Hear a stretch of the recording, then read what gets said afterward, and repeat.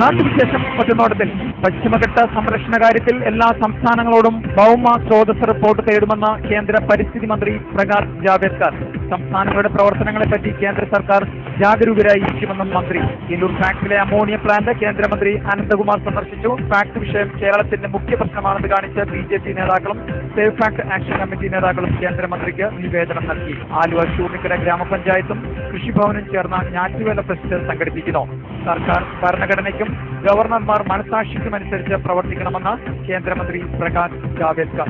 വിശദമായ റിപ്പോർട്ടുകളിലേക്ക്. കേരളത്തിലെത്തിയ കേന്ദ്ര വനം പരിസ്ഥിതി വാർത്താ പ്രക്ഷേപണ മന്ത്രി പ്രകാശ് ജാവ്ദേക്കർക്ക് മുമ്പിൽ പരാതി പ്രളയം. ആലുവയിലും തൃശൂരിലുമായി 300-ലേറെ നിവേദനങ്ങൾ ലഭിച്ചതായി മന്ത്രിയുടെ പേഴ്സണൽ അസിസ്റ്റന്റ് പറഞ്ഞു. ആദ്യമായി കേരളത്തിലെത്തിയ മോദി മന്ത്രിസഭയിലെ അംഗമാണ് പ്രകാശ് ജാവ്ദേക്കർ. ആലുവയിൽ പൊതുചടങ്ങുകളൊന്നും ഇല്ലാതിരുന്നിട്ടും മന്ത്രി എത്തുന്ന വിവരമറിഞ്ഞ് 200-ലേറെ പേരാണ് നിവേദനങ്ങളുമായി പാലസിലെത്തിയത്. വാർത്താ സമ്മേളനത്തിന് ശേഷം മന്ത്രി തന്നെ നേരിട്ട് നിവേദനങ്ങളെല്ലാം സ്വീകരിച്ചു. തൃശൂരിൽ ജന്മഭൂമി എഡിഷൻ ഉദ്ഘാടനത്തിന് ശേഷം 100ഓളം പരാതികൾ അവിടെ നിന്നും ലഭിച്ചു. പരാതികളിലേറെയും പരിസ്ഥിതിയുമായി ബന്ധപ്പെട്ടുള്ളതായിരുന്നു. പശ്ചിമഘട്ട സംരക്ഷണത്തിന് ഗാഡ്ഗിൽ റിപ്പോർട്ട് ഉടൻ നടപ്പാക്കണമെന്നാവശ്യപ്പെട്ട ജോൺ പെരുവന്താനത്തിന്റെ നേതൃത്വത്തിൽ പരിസ്ഥിതി പ്രവർത്തകരാണ് ആദ്യം നിവേദനം നൽകിയത്. പശ്ചിമഘട്ടത്തിൽ നിയമം ലംഘിച്ച് അനധികൃതമായി ക്വാറികൾ പ്രവർത്തിക്കുന്നത് ജൈവ വൈവിധ്യം തകർക്കുവാൻ ഇടയാക്കി. കേരളത്തിലെ 44 നദികളുടെയും ഉത്ഭവസ്ഥാനമായ പശ്ചിമഘട്ടത്തിലെ വനനശീകരണം തടഞ്ഞില്ലെങ്കിൽ കേരളത്തെ മരുഭൂമിയാക്കുമെന്നും നിവേദനത്തിൽ ചൂണ്ടിക്കാട്ടിയിട്ടുണ്ട്. Professor S. Seetharaman, professor R. Gopalakrishnamoorthy, professor Kusuman Joseph എന്നിവരും നിവേദക സംഘത്തിലുണ്ടായിരുന്നു. ഗാഡ്ഗിൽ കമ്മീഷൻ റിപ്പോർട്ട് നടപ്പാക്കുന്നതിന് മുമ്പ് വിശദമായ ചർച്ചകളും പഠനങ്ങളും വേണമെന്നാവശ്യപ്പെട്ട് NDAയുടെ കേരളത്തിലെ ഘടകകക്ഷിയായ കേരള കോൺഗ്രസ് നേതാക്കളും നിവേദനം നൽകി. പരിസ്ഥിതിയും കർഷകനും ഒരു നാണയത്തിന്റെ 2 വശങ്ങളാണെന്നും പരിസ്ഥിതിയും മറന്ന് കർഷകർക്ക് നിലനിൽക്കാനാവില്ലെന്നും കർഷകരാണ് ഏറ്റവും വലിയ പരിസ്ഥിതി സംരക്ഷകരെന്നും നിവേദനത്തിൽ ചൂണ്ടിക്കാട്ടിയിട്ടുണ്ട്. Party leader advocate Noble Mathew, chairman professor Prakash Kuriakose, general secretary Kuruvila Mathew, senior vice chairman PT Abraham എന്നിവരാണ് നിവേദക സംഘത്തിലുണ്ടായിരുന്നത്. കഴിഞ്ഞ 50 വർഷങ്ങളിൽ 3 ലക്ഷം ഹെക്ടർ വനഭൂമിയാണ് കേരളത്തിൽ കയ്യേറ്റത്തിന് വിധേയമായി നശിപ്പിക്കപ്പെട്ടിട്ടുള്ളത്. ഏതാണ്ട് 5000-ലധികം ബാർ കണ്ണർ കോറികളാണ് കേരളത്തിൽ അനധികൃതമായി പ്രവർത്തിച്ചുകൊണ്ടിരിക്കുന്നത്.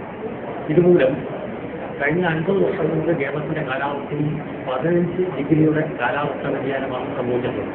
50 വർഷം മുമ്പ് ഏറ്റവും താഴ്ന്ന താപനില 17 ഡിഗ്രിയും ഉയർന്ന താപനില 27 ഡിഗ്രിയും ആയിരുന്നത് ഇന്ന് താഴ്ന്ന താപനില 17 ഡിഗ്രിയും ഉയർന്ന താപനില 42 ഡിഗ്രിയുമായി വർദ്ധിച്ചിരിക്കുകയാണ്.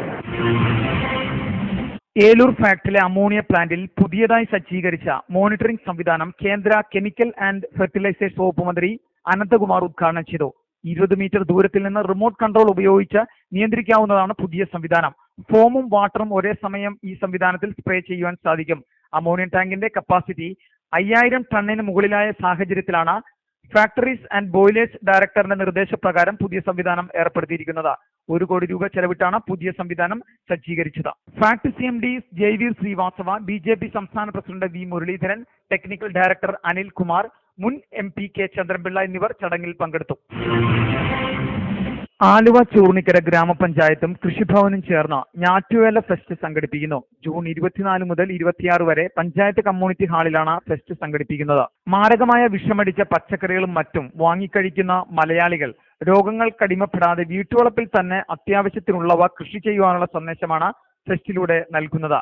നല്ല പച്ചക്കറികളും ഫല വൃക്ഷങ്ങളും വീട്ടിൽ തന്നെ വെച്ചുപിടിപ്പിക്കുവാൻ ആഗ്രഹമുള്ളവർക്ക് ഈ ഫെസ്റ്റ് നല്ല അവസരമാണ്.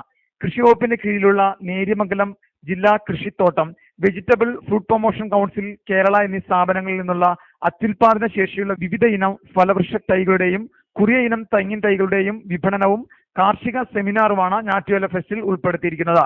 13 ഇനങ്ങളിൽപ്പെട്ട വിവിധ ഇനം മാവിൻ തൈകൾ മുഖ്യ ആകർഷണമാണെന്ന് കൃഷി ഓഫീസർ ജോൺ ഷെറി പറയുന്നു. ആർക്ക് വേണമെങ്കിലും മേളയിൽ പങ്കെടുത്ത തൈകൾ വാങ്ങാമെന്നും മുൻകൂട്ടി ബുക്ക് ചെയ്യേണ്ട ആവശ്യമില്ലെന്നും സർക്കാരിൽ നിന്നും നേരിട്ട് വില കുറിച്ച് തൈകൾ ലഭിക്കുന്ന ഇത്തരം അവസരം ജനങ്ങൾ പരമാവധി ഉപയോഗപ്പെടുത്തണമെന്നും ചൂർണിക്കര കൃഷി ഓഫീസർ ജോൺ ഷെറി പറഞ്ഞു. പഞ്ചായത്തിന്റെ തൊട്ട് ചേർന്നുള്ള കമ്മ്യൂണിറ്റി ഹാളിലാണ് നമ്മൾ ഈ മേള സംഘടിപ്പിച്ചിരിക്കുന്നത്. ഇതില് നമ്മുടെ കൃഷി വകുപ്പിന്റെ കീഴിലുള്ള ജില്ലാ കൃഷിത്തോട്ടം, നേരെ മുന്നിൽ നിൽക്കുന്ന ജില്ലാ കൃഷിത്തോട്ടത്തിന്റെ തൈകളും അതോടൊപ്പം തന്നെ VFPCK vehicle and promotion council Kerala Kakkad പ്രവർത്തിക്കുന്ന സ്ഥാപനത്തിന്റെ കീഴിലുള്ള ഏകദേശം 100ഓളം ഇനങ്ങളിൽ പെട്ടെന്ന് നടിവസ്തുക്കളാണ് നമ്മളിവിടെ കൊണ്ടുവരുന്നത്. സാധാരണ ഒരു വീട്ടുവളപ്പിന് ആവശ്യമായിട്ടുള്ള മുരിങ്ങ, അതുപോലെ തന്നെ കറിവേപ്പ്, അതുപോലെ നാരകം, വാടകപ്പൊടി, ഇങ്ങനെ ഒത്തിരി സാധനങ്ങൾ ആവശ്യമുള്ളത് തൊട്ട് മലേഷ്യൻ ഇനങ്ങളായിട്ടുള്ള അതായത് റംബുട്ടാൻ, ലിച്ചി, അതുപോലെ തന്നെ മാംഗോസ്റ്റിൻ മുതലുള്ള വിദേശ പഴങ്ങൾ ഉൾപ്പെടെയുള്ള തൈകളുടെ ഒരു ശേഖരം തന്നെയാണ് നമ്മൾ ഈ ഇവിടെ ഒരുക്കിയിരിക്കുന്നത്. ഇത് സാധാരണ ഒരു പല സ്ഥലങ്ങളിലും കൃഷി വകുപ്പിന്റെ പല സ്ഥലങ്ങളിലും ഫാമുകൾ ചെയ്യുന്നുണ്ട്. ഓരോ സ്ഥലങ്ങളിൽ പോയി വാങ്ങിക്കാനുള്ള ബുദ്ധിമുട്ടിന്റെ കർഷകരാണ്. ഗാഡ്ഗിൽ കസ്തൂരി രംഗൻ റിപ്പോർട്ടുകൾ പ്രധാനമായും ഉപഗ്രഹ ചിത്രങ്ങളെ അടിസ്ഥാനമാക്കിയാണ് രേഖപ്പെടുത്തിയിരിക്കുന്നതെന്നും പശ്ചിമഘട്ടം വരുന്ന എല്ലാ സംസ്ഥാനങ്ങളോടും യഥാർത്ഥ വസ്തുതകളെ പറ്റിയുള്ള വിവരങ്ങൾ ആവശ്യപ്പെട്ടിട്ടുണ്ടെന്നും കേന്ദ്രമന്ത്രി. ഭൂമിശാസ്ത്രപരമായ പ്രത്യേകതകൾ നേരിട്ട് പഠിച്ച ശേഷമുള്ള വിവരങ്ങളാണ് റിപ്പോർട്ടിൽ ഉൾക്കൊള്ളിക്കേണ്ടതെന്ന് കേന്ദ്ര വാർത്താവിനിമയ, വനം, പരിസ്ഥിതി, കാലാവസ്ഥാ വ്യതിയാന, പാർലമെന്ററികാര്യ വകുപ്പ് മന്ത്രി പ്രകാശ് ജാവ്ദേക്കർ വ്യക്തമാക്കി. സംസ്ഥാന സർക്കാരുകളുടെ ഈ റിപ്പോർട്ട് ലഭിച്ച ശേഷമായിരിക്കും സംസ്ഥാനങ്ങളുമായി ഇക്കാര്യം ആശയവിനിമയം നടത്തുക. അതോടെ ഇതേപ്പറ്റിയുള്ള എല്ലാ ആശങ്കകളും ഇല്ലാതാക്കാൻ കഴിയുമെന്നാണ് പ്രതീക്ഷിക്കുന്നതെന്നും അദ്ദേഹം പറഞ്ഞു. ഗാഡ്ഗിൽ കമ്മിറ്റി റിപ്പോർട്ട് കേരളത്തിലെ 120 ഗ്രാമങ്ങളെയാണ് ബാധിക്കുക. എന്നാൽ മഹാരാഷ്ട്രയിൽ ഇത് 2120 ഗ്രാമങ്ങളെയാണ് നേരിട്ട് ബാധിക്കുന്നത്. എന്നാലും 7 സംസ്ഥാനങ്ങളുടെയും പ്രശ്നങ്ങളെപ്പറ്റി സർക്കാർ ജാഗരൂകരായി ഇരിക്കുമെന്ന് അദ്ദേഹം പറഞ്ഞു. പരിസ്ഥിതിക്ക് കോട്ടം തട്ടാതെയുള്ള വികസനമാണ് മോദി സർക്കാർ നടത്താൻ ശ്രമിക്കുന്നതെന്ന് അദ്ദേഹം പറഞ്ഞു. പരസ്പരം സന്തുലിതമായ ഒരു വികസന നയം മുന്നോട്ട് വയ്ക്കുകയാണ് സർക്കാരിന്റെ ലക്ഷ്യം. രാജ്യത്ത് വികസന പ്രക്രിയയുമായി മുന്നോട്ട് പോവുകയെന്നതാണ് പ്രധാനമന്ത്രി നരേന്ദ്രമോദിയുടെ താല്പര്യവും. എന്നാൽ പരിസ്ഥിതി സംരക്ഷിക്കുകയും വേണം. വികസനവും പരിസ്ഥിതി സംരക്ഷണവും രണ്ടല്ല. സുസ്ഥിരമായ വികസനമാണ് സർക്കാർ ലക്ഷ്യമിടുന്നത്. അത് പ്രകൃതി സംരക്ഷണത്തോടെ മാത്രമേ നടത്തുവാൻ കഴിയൂ. പ്രധാനമന്ത്രി, മുഖ്യമന്ത്രി ടീമിലാണ് മോദി വിശ്വസിക്കുന്നത്. ഇതിന് രാഷ്ട്രീയ നിലപാട് പ്രശ്നമല്ല, അദ്ദേഹം പറഞ്ഞു. But I have received maximum number of representations from Kerala. And you have 120 villages which are in the area. In Maharashtra there are 2,120 villages. But still I love alertness, and that alertness is there in all the 7 states, but it is more predominant in Kerala. We have a very clear-cut policy on this. We believe in sustainable development. So we want to protect environment as well as development. സർക്കാർ ഭരണഘടനയ്ക്ക് അനുസരിച്ച് പ്രവർത്തിക്കൂ എന്നും എന്നാൽ ഗവർണർമാർ മനസാക്ഷിക്കനുസരിച്ച് പ്രവർത്തിക്കണമെന്ന് കേന്ദ്രമന്ത്രി പ്രകാശ് ജാവ്ദേക്കർ പറഞ്ഞു. ആലുവയിൽ വാർത്താ സമ്മേളനത്തിൽ സംസാരിക്കുകയായിരുന്നു അദ്ദേഹം. ഏതെങ്കിലും ഗവർണർ രാജിവെക്കാൻ തീരുമാനിച്ചാൽ സുപ്രീം കോടതിക്ക് പോലും തടയുവാൻ സാധിക്കില്ല. ജനാധിപത്യത്തെയും ജനഹിതത്തെയും അംഗീകരിച്ച് മാത്രമേ ഗവർണർമാർ പോകേണ്ടത്. ഇതിനെ സുപ്രീം കോടതി തീരുമാനത്തിന് പോലും എതിർക്കുവാൻ കഴിയില്ല. ഈ നിലയ്ക്ക് താനായിരുന്നെങ്കിലും ഗവർണർ സ്ഥാനത്ത് നിന്ന് രാജിവെക്കുമായിരുന്നുവെന്ന് അദ്ദേഹം വ്യക്തമാക്കി. 1995-97 കാലത്ത് താൻ മഹാരാഷ്ട്രയിലെ സംസ്ഥാന ആസൂത്രണ കമ്മീഷൻ ഡെപ്യൂട്ടി ചെയർമാൻ സ്ഥാനത്തായിരുന്നപ്പോഴാണ് പാർട്ടി ഇലക്ഷനിൽ തോൽക്കുന്നത്. 1 മണിക്കൂറിനുള്ളിൽ തന്നെ തന്റെ രാജിക്കത്ത് ചീഫ് സെക്രട്ടറിക്ക് നൽകിയിരുന്നു. തൊട്ടടുത്ത ദിവസം തനിക്ക് അനുവദിച്ച സർക്കാർ കെട്ടിടം ഒഴിഞ്ഞുകൊടുക്കുകയും ചെയ്തു. ഇതിന് എനിക്ക് ആരുടെയും അനുവാദം ചോദിക്കേണ്ടി വന്നില്ല. കൊച്ചി മെട്രോയുടെ മറവിൽ ആലുവ മുട്ടത്ത് നടക്കുന്ന അനധികൃത നിലനികത്തലിനെതിരെയും വനം പരിസ്ഥിതി മന്ത്രി പ്രകാശ് ജാവ്ദേക്കർ മുമ്പാകെ പരാതിയെത്തി. ആലുവ പാലസിലെത്തിയ മന്ത്രിക്ക് ജനജാഗ്രതാ പ്രവർത്തകരാണ് അനധികൃത നിലനികത്തലിനെതിരെ നിവേദനം നൽകിയത്. നികത്തലിനെതിരെ ദേശീയ ഹരിത ട്രൈബ്യൂണലിലും കേരള ഹൈക്കോടതിയിലും ഇതിനകം ഇവർ ഹർജികൾ സമർപ്പിച്ചിട്ടുണ്ട്. ഡോക്ടർ മാർട്ടിൻ GD, നഗരസഭാ കൗൺസിലർ സുബൈദ ഹംസ, സുനിൽ, PB ഗോപിനാഥ് എന്നിവർ നിവേദക സംഘത്തിൽ ഉണ്ടായിരുന്നു. വരാപ്പുഴ പഞ്ചായത്തിലെ തിരുമുപ്പം കുളം ശുചീകരിച്ച സമയത്ത് ലഭ്യമായ മണൽ ലേലം ചെയ്യുവാനുള്ള നീക്കം ഹിന്ദു ഐക്യവേദിയുടെ പരാതിയെ തുടർന്ന് നടപടികൾ നിർത്തിവെച്ചു. തുടർന്ന് നടന്ന ചർച്ചയിൽ ക്ഷേത്രകുളം തിരുമുപ്പം ക്ഷേത്ര സ്വത്തിൽപ്പെട്ടതാണെന്ന വാദത്തെ തുടർന്ന് തിരുമുപ്പം ക്ഷേത്ര ട്രസ്റ്റായ ഊരാഴ്മ ദേവസ്വം അധികൃതരുമായി ബന്ധപ്പെട്ട് ഹിന്ദു ഐക്യവേദി നടത്തുന്ന കൂടിക്കാഴ്ചയ്ക്ക് ശേഷം മാത്രമേ മണൽ ലേലം ചെയ്യുന്ന നടപടികൾ സ്വീകരിക്കൂ എന്ന പഞ്ചായത്തിന്റെ നിലപാടിനെ തുടർന്ന് ഹിന്ദു ഐക്യവേദി മറ്റ് സമരപരിപാടികളിൽ നിന്നും പിന്മാറുകയായിരുന്നു. കുളം സംരക്ഷിക്കുന്നതിന്റെ ഭാഗമായി കുളം വൃത്തിയാക്കിയപ്പോൾ ലഭിച്ച 200 ലോഡ് മണൽ കുളത്തിൽ നിന്നും വാരിയെടുത്ത് ശേഖരിച്ചിട്ടുണ്ട്. MLA ഫണ്ട് ഉപയോഗിച്ചാണ് കുളം ശുചീകരണ പ്രവർത്തനങ്ങൾ നടത്തിയിരുന്നത്. ഫണ്ട് തികയാതെ വന്നതോടെ മണൽ ലേലം ചെയ്ത് തുക കണ്ടെത്തുവാനുള്ള നീക്കത്തിനെതിരെയാണ് ഹിന്ദു ഐക്യവേദി രംഗത്ത് വന്നിരിക്കുന്നത്.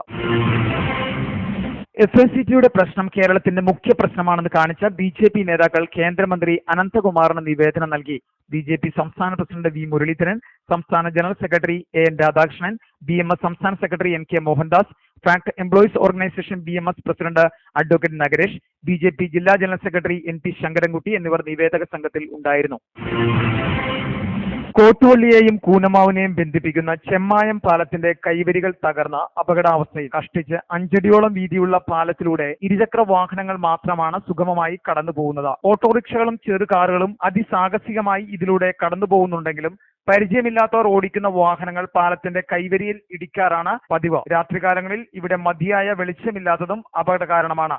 വർഷങ്ങൾക്ക് മുമ്പ് ജോർജ് ഈഡൻ MP ഫണ്ട് ഉപയോഗിച്ചാണ് ചെമ്മായം പാലം നിർമ്മിച്ചിരിക്കുന്നത്. വലിയ പാലം നിർമ്മിക്കുന്നതിനുള്ള തുക തികയാതെ വന്നതിനാൽ വീതി കുറഞ്ഞ പാലം നിർമ്മിക്കുകയായിരുന്നു. കോട്ടുവള്ളിയിൽ നിന്നുള്ള ജനങ്ങൾക്ക് പുറം ലോകത്തേക്ക് പോകുവാൻ കൂടി കണക്കിലെടുത്താണ് വീതി കുറഞ്ഞ പാലത്തിന് അന്ന് അംഗീകാരം നൽകിയത്. തകർന്ന കൈവരികൾ പുതുക്കി നിർമ്മിക്കണമെന്നും പാലത്തിന്റെ വീതി കൂട്ടി പുനർനിർമ്മിക്കുവാൻ നടപടികൾ സ്വീകരിക്കണമെന്നും ആവശ്യം ശക്തമായിട്ടുണ്ട്. AIYF എറണാകുളം ജില്ലാ ക്യാമ്പ് ജൂൺ 21-22 തീയതികളിൽ ആലുവയിൽ നടക്കുമെന്ന് AIYF ഭാരവാഹികൾ വാർത്താ സമ്മേളനത്തിൽ അറിയിച്ചു. ആലുവ എടത്തല ശാന്തിഗിരി ആശ്രമത്തിൽ നടക്കുന്ന ക്യാമ്പ് CPI നേതാവ് മുല്ലക്കര രത്നാകരൻ MLA ഉദ്ഘാടനം ചെയ്യും. AIYF സംസ്ഥാന പ്രസിഡന്റ് G കൃഷ്ണപ്രസാദ്, CPI ദേശീയ കൌൺസിൽ അംഗം കമല സദാനന്ദൻ ഉൾപ്പെടെ AIYF നേതൃനിരയിലുള്ള 150ഓളം പ്രതിനിധികൾ ക്യാമ്പിൽ പങ്കെടുക്കുമെന്ന് ഭാരവാഹികൾ അറിയിച്ചു.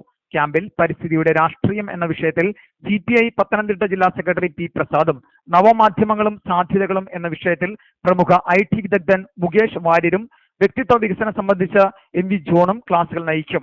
സർക്കാർ തസ്തികകളിലെ നിയമന നിരോധനവും തസ്തിക വെട്ടിക്കുറക്കലും പ്രഖ്യാപിച്ച യുവജന ദ്രോഹ നയങ്ങളും തുടരുന്ന UDF സർക്കാരിനെതിരെയുള്ള പ്രക്ഷോഭങ്ങൾക്കും ക്യാമ്പയിനുകൾക്കും ക്യാമ്പിൽ രൂപം നൽകുമെന്ന AIYF ജില്ലാ പ്രസിഡന്റ് TM ഹാരിസ് മാധ്യമങ്ങളോട് പറഞ്ഞു.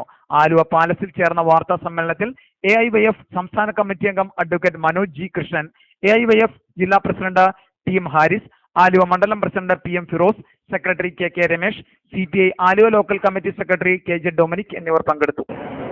കഴിഞ്ഞ LDF മിനിസ്ട്രി ചെയ്തതിന്റെ 4 പോലും PSC വഴി ഉദ്യോഗാർത്ഥികളെ നിയമിക്കാൻ ഈ സർക്കാരിനായിട്ടില്ല. പ്രധാനമായും വിവിധ സർക്കാർ ഓഫീസുകളിൽ ഇപ്പോൾ ഉള്ളത് കരാർ അടിസ്ഥാനത്തിലുള്ള ജീവനക്കാരെയാണ്.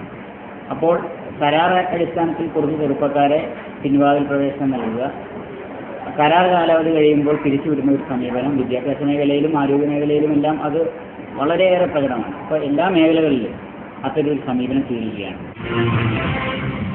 ഫാക്ട് സമരം 241 ദിവസത്തിലേക്ക് കടന്നു. Fact officers association Cochin division ഭാരവാഹി രജികുമാറാണ് ഉപവാസ സമരം അനുഷ്ഠിച്ചത്. V മധു, KN ഗോപിനാഥ്, K ചന്ദ്രൻപിള്ള എന്നിവർ സമരപന്തലെത്തി അഭിവാദ്യങ്ങൾ അർപ്പിച്ചു. നാട്ടുവിശേഷം ഒറ്റനോട്ടത്തിൽ. പശ്ചിമഘട്ട സംരക്ഷണ കാര്യത്തിൽ എല്ലാ സംസ്ഥാനങ്ങളോടും ഭൗമ സ്രോതസ് റിപ്പോർട്ട് തേടുമെന്ന് കേന്ദ്ര പരിസ്ഥിതി മന്ത്രി പ്രകാശ് ജാവ്ദേക്കർ. സംസ്ഥാനങ്ങളുടെ പ്രവർത്തനങ്ങളെപ്പറ്റി കേന്ദ്ര സർക്കാർ ജാഗരൂകരായിരിക്കുമെന്നും മന്ത്രി. ഇല്ലൂർ ഫാക്ടിലെ അമോണിയ പ്ലാന്റ് കേന്ദ്രമന്ത്രി അനന്തകുമാർ സന്ദർശിച്ചു. ഫാക്ട് വിഷയം കേരളത്തിന്റെ മുഖ്യ പ്രശ്നമാണെന്ന് കാണിച്ച് BJP നേതാക്കളും സേവ് ഫാക്ട് ആക്ഷൻ കമ്മിറ്റി നേതാക്കളും കേന്ദ്രമന്ത്രിക്ക് നിവേദനം നൽകി. ആലുവ ചൂർണിക്കര ഗ്രാമപഞ്ചായത്തും കൃഷിഭവനും ചേർന്ന ഞാറ്റുവേല ഫെസ്റ്റ് സംഘടിപ്പിക്കുന്നു. സർക്കാർ ഭരണഘടനയ്ക്കും ഗവർണർമാർ മനസാക്ഷിക്കുമനുസരിച്ച് പ്രവർത്തിക്കണമെന്ന് കേന്ദ്രമന്ത്രി പ്രകാശ് ജാവ്ദേക്കർ.